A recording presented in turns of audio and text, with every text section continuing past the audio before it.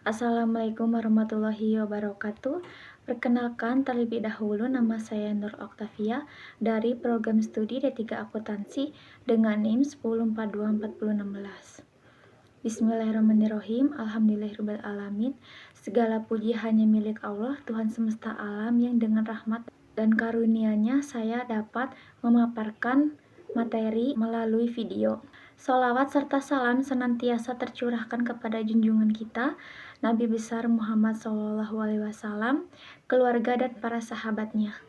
Pada kesempatan ini yang penuh berkah ini, izinkan saya menyajikan sebuah pemaparan penting mengenai definisi ayat-ayat kauliyah yang tak lain merupakan bagian dari ajaran ayat kauliyah.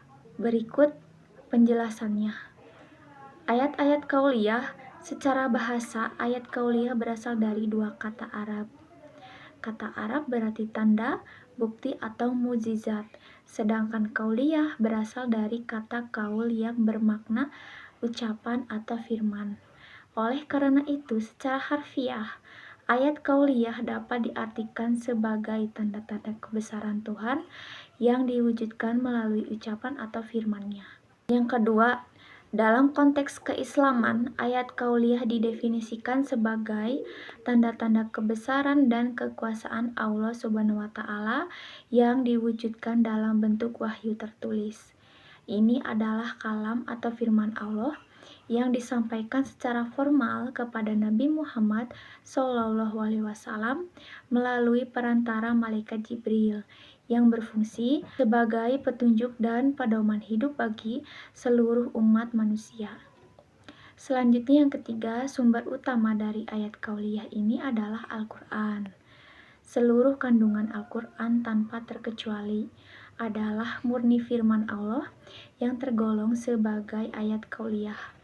Selain itu, hadis sahih, perkataan, perbuatan, dan ketetapan Nabi Muhammad SAW juga dianggap sebagai bagian dari petunjuk kauliyah karena berfungsi menjelaskan dan merinci wahyu. Selanjutnya yang keempat, fungsi dan kandungan inti ayat kauliyah ini memiliki fungsi sebagai cetak biru atau blueprint kehidupan. Kandungannya meliputi akidah, dasar-dasar keimanan terhadap Allah, malaikat, kitab, rasul, hari akhir, dan takdir. Selanjutnya yang kedua, syariat, hukum, dan tata cara ibadah seperti sholat dan puasa, serta mu'alamah, interaksi sosial. Selanjutnya yang ketiga, akhlak, pedoman, etika, dan moral dalam berperilaku. Yang kelima, sejarah, kisah-kisah umat terdahulu sebagai pelajaran dan peringatan. Dengan demikian, ayat kauliyah adalah fondasi keimanan yang harus dipelajari melalui akal dan diamalkan melalui hati dan tindakan sehingga menghasilkan kebaikan yang nyata dalam kehidupan pribadi maupun sosial. Sekian pemaparan materi yang bisa saya sampaikan. Mohon maaf bila ada kesalahan kata. Wassalamualaikum warahmatullahi wabarakatuh.